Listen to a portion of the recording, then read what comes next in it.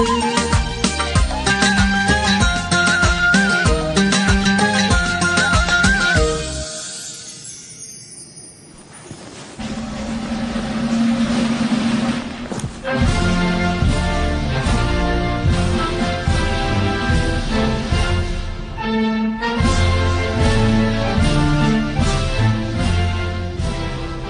ما يبقى في عناصر مؤثرة كبيرة فيها بتخرج من الخدمة ومع ذلك الشبكة لا تتأثر. لغاية عنصرين كبار، يعني مثلا السد العالي خرج، محطة ب 4000 ميجا خرج مثلا. يعني بلاش نتكلم في التفاصيل. وايه يعني حصة مصر التاريخية في نهر النيل تضيع؟ قلنا بلاش نتكلم في التفاصيل. وايه يعني يخرج السد العالي من الخدمة ومصر تفقد أهم مصدر لتوليد الكهرباء، وإن ده هيأثر على المصانع والورش والحرفيين والبيوت، وإن محافظات مصر هتعيش في الضلمة. يا عم قلنا بلاش نتكلم في التفاصيل. وفيها إيه الأرض تعطش؟ وفيها إيه إن 10 ملايين فلاح يتشردوا؟ عادي بقى، عادي. أنت مالك مكبر الموضوع كده ليه؟ قلت بلاش نتكلم في التفاصيل. بلاش يا عم، بلاش يا عم. أنت هتفضحنا ولا إيه؟ بلاش يعرفوا ان حصة مصر في النيل 55.5 مليار متر مكعب، وانها مش بتكفيها لانها بتستهلك 78 مليار متر مكعب. بلاش يعرفوا ان ال 55.5 مليار متر مكعب اللي اصلا مش بتكفينا هينقص منها الربع، يعني اللي هيوصلنا 41 مليار متر مكعب. فبلاش نتكلم في التفاصيل. بلاش يعرفوا ان الارض الزراعيه هتبور، والفلاح مش هيلاقي ميه يرويها، والمواطن مش هيلاقي اللي ياكله، والاسعار هتترفع بشكل جنوني، والفقر هيزيد، والسرقه كمان هتزيد. يعني الميه هتقل، والفقر والامان او قله الامان هم بس اللي هيزيدوا. قلت بلاش نتكلم في التفاصيل. 7 سنين عجاف هياكلوا الاخضر واليابس. 7 سنين عجاف داخلين عليهم بسبب الجنرال الملهم الوطني وقع على اتفاقية عنتيبي، واللي بمقتضاها تقر مصر ببناء سد اثيوبيا اللي ضيعت حصة مصر التاريخية في نهر النيل، ودي خطة صهيونية بينفذها الجنرال. 7 سنين عجاف، ويا ريتهم يبقوا 7 سنين بس. اقول لكم بلاش نتكلم في التفاصيل. بلاش نتكلم في التفاصيل يا بلحة.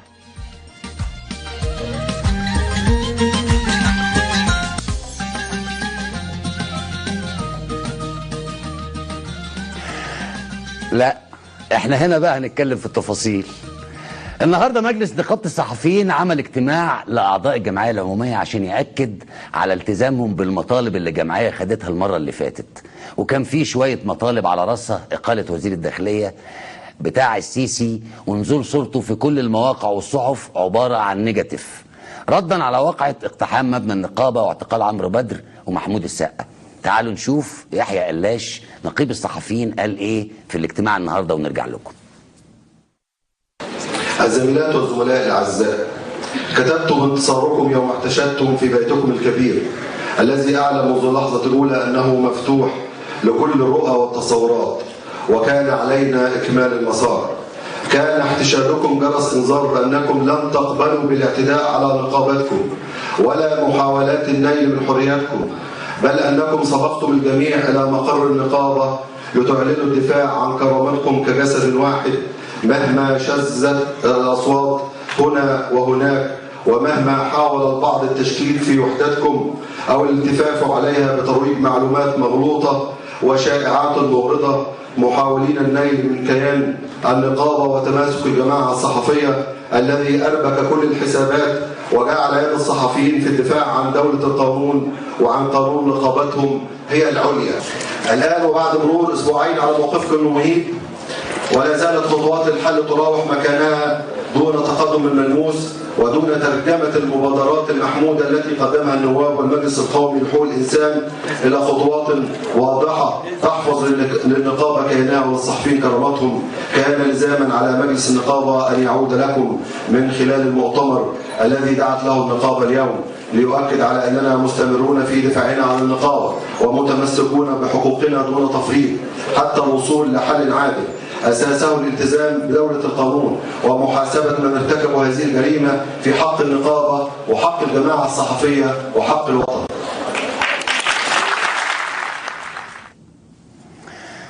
الحكومة قررت ترفع الدعم عن الكهرباء ضمن خطة زعيم الفلاسفة اللي اتكلم فيها قبل ما يترشح، لما قال أنا معرفش حاجة اسمها ببلاش، ولازم يا مصريين تتعودوا تدفعوا، وهتدفع. فكرنا انه بيقولها لرجال الأعمال، أتاري بيقولها للشعب المصري. بس لما يكون معانا حاجة ندفعها يا فندي. النهارده في اخبار اتنشرت في الصحف والمواقع بتقول ان الحكومه خدت قرار برفع اسعار الكهرباء بدايه من يوليو، يعني كمان شهر ونص. وطبعا كلنا عارفين ان ارتفاع اسعار الكهرباء والطاقه عموما بيأثر على اسعار كل حاجه. المواطن هيجيب منين؟ يا خبق هيجيب منين؟ يا صهيوني هيجيب منين؟ تعالوا نسمع رأي المواطنين ولاد البلد ولاد مصر ونرجع تاني. حاليا بقالها بتاع اسبوع دلوقتي بتقطع كل يوم 3 مرات بالليل، كل مره ساعه. 3 ساعات في اليوم؟ ده الكلام ده من حوالي اسبوع. وطبعا الاسعار مش هقول لكم عليها، يعني الاسعار انا عليا كهرباء ساعه الكهرباء ما غليت، يعني ما فيش استهلاك شقه 300 جنيه في الشهر، استحاله.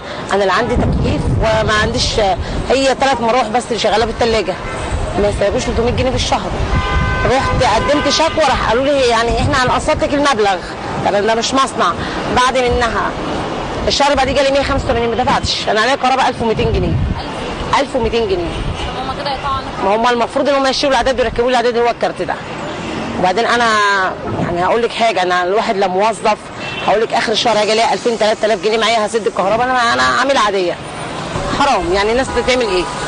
قولي بقى الناس تعمل ايه؟ يعني بصي، يعني انا يعتبر ام واب، يعني بشتغل على اولادي ماشي، هجيب منين؟ مصيرنا هيبقى ايه؟ وسمعت ان الغاز برضه هيغلوه، الناس تعمل ايه؟ مش عارفه. والله انا شايف انه يعني موضوع اصلاح منظومه الكهرباء على المواطن برفع الدعم ده مش حل، لان كل حاجه يرفعوها على المواطن. النهارده انا برفع مبلغ وقدره، واللي الاسر الفقيره بتدفع فلوس وفي نفس الوقت ما فيش زياده. يعني انا النهارده بدفع في ميه وكهرباء، امال فين الدوله؟ ايه لازمتها بقى بالنسبه لي؟ انا مش خلاص بقى، ما دام انا كل حاجه بعملها بنفسي يبقى ايه محتاج الدوله في ايه؟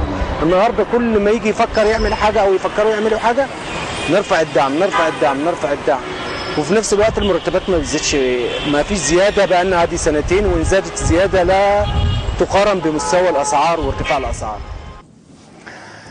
اما فقد شعبيته في مصر دور على شعبيته في اسرائيل. لما جاء وزير الكهرباء يفضح ويقول، هو طبعا مش قاصد يفضح، هو عايز يبين شطارته، يعني ان مش هتأثر على الشبكه ومش عارف ايه.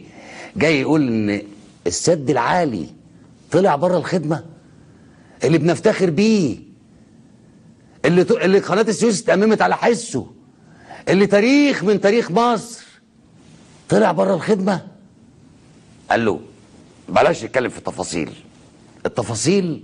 الرأي العام في مصر ما يهموش، انما الرأي العام في اسرائيل يهمه. بطلب من القيادات الاسرائيليه تذيع الخطاب مره واثنين وثلاثه على الشعب الاسرائيلي الحبيب، عشان انا شعبي ما يلزمنيش. وزعوه، وده اللي هنتكلمه في الحلقه، لانه هو ما عادش يهمه شعب مصر، هو يهمه يبقى عند شعب اسرائيل. عشان كده اسرائيل بتقول السيسي رجل اسرائيل في المنطقه العربيه. ما علينا. في الوقت اللي بيحاكموا فيه الوزير الشاب الشريف الكفاءه باسم عوده، رغم انهم لسه لحد دلوقتي ماشيين على الخطط اللي عملها وبينسبوها لنفسهم، بس برضه وضع التموين في مصر بيسوء يوم عن يوم. بعد ما كنا صدقنا ان الدعم بيوصل للغلبان بجد، والسرقه والنهب، قاموا دلوقتي وصلونا انهم بيحاولوا يقللوا عدد المنتفعين. تخيلوا عدد المنتفعين من التموين، مالهمش دعوه بقى بحال الناس، يطلعوا مستحقين مش مستحقين مالهمش دعوه. معانا فيديو لسيده واقفه قدام الوزاره مش عارفه تجيب عيش علشان البهوات مش راضيين يطلعوا لها كارت التموين. تعالوا نسمع شكوى الست دي ونرجع لكم تاني. حسبنا الله ونعم الوكيل. رئيس يقف مع الغلبان في إسرائيل عند شعبه. مربين الدواجن واصحاب المزارع في الشرقيه بيشتكوا من ارتفاع اسعار العلف والكتاكيت. اصحاب المزارع بيقولوا ان ده السبب الرئيسي لارتفاع اسعار الفراخ، بس المشكله انهم حتى لما يرفعوا الاسعار في السوق مش هيستحمل الاسعار دي. الناس مش هتستحمل الاسعار دي، وبالتالي هم بيخسروا، لان الجيش بينزل عربيات تبيع الفراخ باسعار مستحيل هم يعرفوا يبيعوا بيها، وده بيعرضهم للخساره والافلاس. الجيش بقى بيشتغل في الفراخ والكتاكيت كمان، مش الكحك والبسكويت والمكرونه بس، لا في الفراخ والكتاكيت. تعالوا نسمع شكوتهم ونرجع لكم تاني. بجيب الكتكوت من السوق ب7 جنيه اذا لقيناه اصلا، والفراخ البيضاء غليت عادي الكيلو ب21، والفراخ عدد بتموت. الواحد بيجيب لي فراخ يا اما تموت من الحياه يا اما تموت، الواحد مش لاقي علف يعلفها. الواحد بيربي المربى اصلا هي خصايا، عدد كلها طالعه بخصايا. وفي وزير التموين اللي كان بيقول لنا الفرخه بسبب 75 قرش، يعني دلوقتي الفرخه ب21 الكيلو ب21. يعني الواحد عايز فرخه في الاسبوع يعني ب50 جنيه، الواحد يعمل ايه؟ وكل اللحمه عاد بحوالي 80. كان بيقول لك اللحمه هتبقى ب20 جنيه. طب ما هو من سنتين كانت الفرخه كانت الكيلو ب12 جنيه واللحمه كانت ب50 وب55. الواحد يعمل ايه يعني؟ مش قلنا حرام كده يا والله حرام. احنا اصلا شغلتنا كمربي فراخ، الواحد بقاله سنين شغاله كتير وفي الحلقه مظبوطه وماشيه. دلوقتي اجى يعني عشان السيسي يعني عايز يمشي البلد على مزاجه، والواحد مش عارف يبيع ولا عارف يعمل حاجه. بنيجي نبيع للتجار الفراخ الكيلو ب21 مش راضي ياخد، مع ان اصلا احنا مش فاهم مكسب، احنا نبيع باقل سعر للناس والناس مش عايزه تاخد. احنا طب احنا نعيش ازاي؟ نعمل ايه يعني؟ والفراخ دي تموت ولا تروح فين؟ انا مش عارف يعني الواحد عادي يعمل ايه. وزير التموين ده يعني هم السيسي خرب البلد خلاص، السيسي خلاص خرب البلد. يعني الشعب ما عادش يهمه، فقد شعبيته في مصر، بيعملها في اسرائيل عشان يفضل قاعد على الكرسي، عميل صهيوني.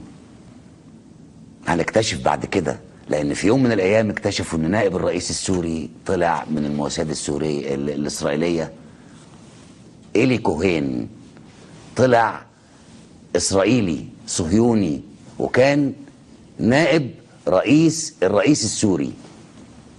احنا بقى هنكتشف ان رئيس مصر من الموساد الاسرائيلي، ده اللي واضح.